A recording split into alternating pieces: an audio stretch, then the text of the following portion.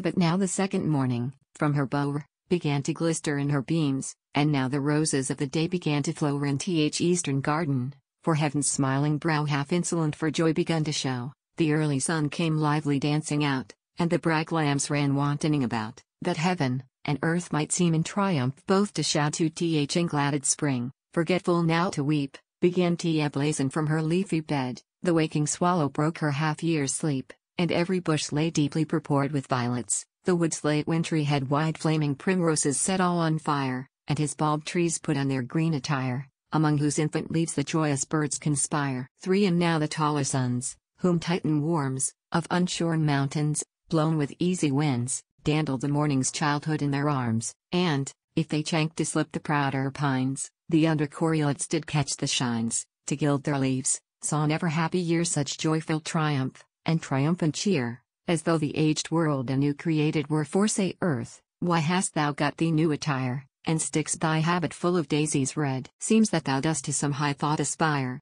and some new found out bridegroom means to wed. Tell me, trees, so fresh apparelled, so never let the spiteful canker waste you, so never let the heavens with lightning blast you, why go you now so trimly dressed, or whither haste you? Answer me, Jordan, why thy crooked tide so often wanders from his nearest way, as though some other way thy stream would slide, and fain salute the place where something lay. And you sweet birds, that shaded from the ray, sit caroling, and piping grief away, the while the lambs to hear you dance, and play. Tell me, sweet birds, what is it you so fain would say? And, thou fair spouse of earth, that every year, gets such a numerous issue of thy bride, how chance thou hotter Shin Street, and drawest more near? Sure thou somewhere some worthy sight hast spied, that in one place for joy thou canst not bide, and you dead swallows, that so lively now through the flit air your winged passage row, how could new life into your frozen ashes flow? 7 Ye primroses, and purple violets, tell me, why blaze ye from your leafy bed,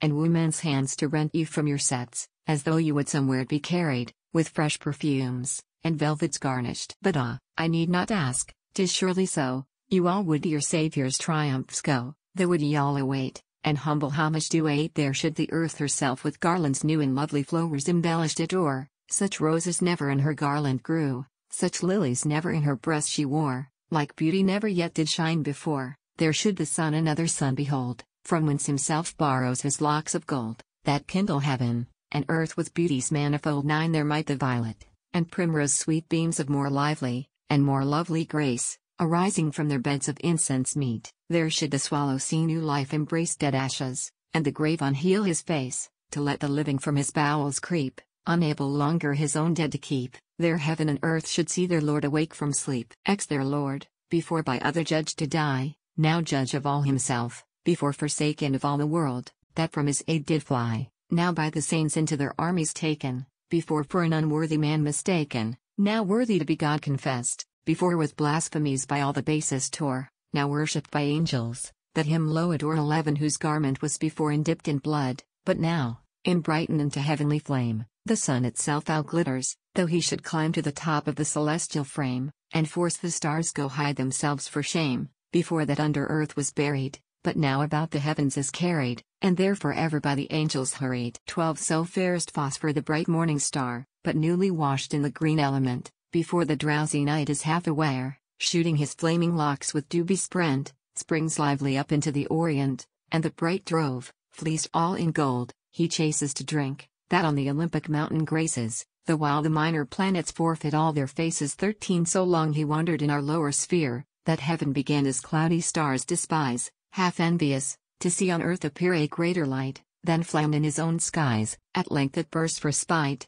and out there flies a globe of winged angels, swift as thought, that on their spotted feathers lively caught the sparkling earth, and to their azure fields it brought. 14 The rest, that yet amazed stood below, with eyes cast up, as greedy to be fed, and hands upheld, themselves to ground did throw, so when the Trojan boy was ravished, as through Idalian woods they say he fled, his aged guardians stood all dismayed, some lest he should have fallen back afraid, and some their hasty vows, and timely prayers said. 15 Toss up your heads ye everlasting gates, and let the Prince of Glory enter in, at whose brave volley of sidereal states, the sun to blush, and stars grow pale were seen, when, leaping first from earth, he did begin to climb his angel's wings, Then open hang your crystal doors. So all the chorus sang of heavenly birds, as to the stars they nimbly sprang. 16 Hark how the floods clap their applauding hands, the pleasant valleys singing for delight, and wanton mountains dance about the lands, the while the fields, struck with the heavenly light,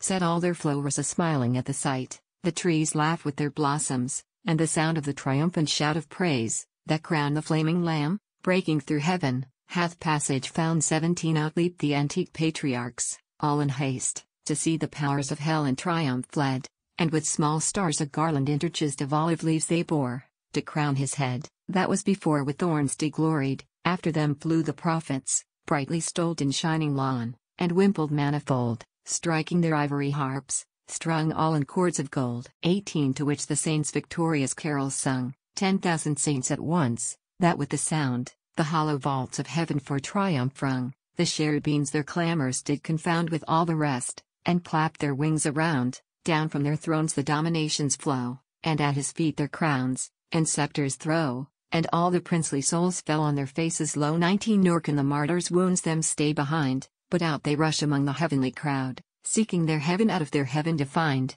sounding their silver trumpets out so loud, that the shrill noise broke through the starry cloud, and all the virgin souls, in pure array, came dancing forth, and making joyous play. So him they lead along into the courts of day. 20 So him they lead into the courts of day, where never war, nor wounds abide him more, but in that house, eternal peace doth play, a-quieting the souls, that knew before their way to heaven through their own blood did score, but now, estranged from all misery, as far as heaven and earth discoasted lie, swelter in quiet waves of immortality.